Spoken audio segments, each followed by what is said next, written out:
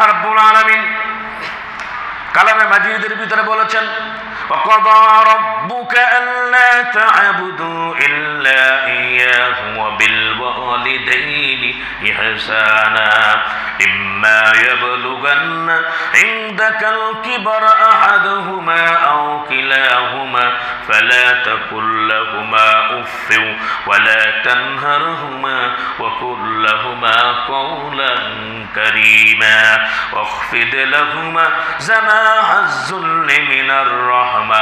সকলে আমার সাথে সাথে বলবেন, একটা জবানও চুপ রাখবেন না। وقل رب ارحمهما كما ربياني صغيرا।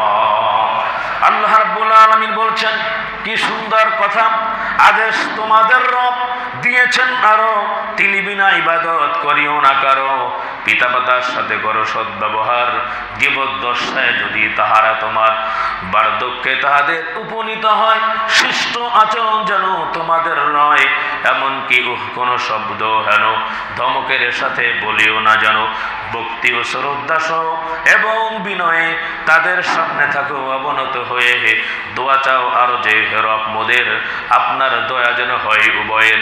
শৈশবে তারা মরে পেলেছে যেমন, যেমন ছিল তাদের লালন পালন। জোরে বলেন সুবহানাল্লাহ।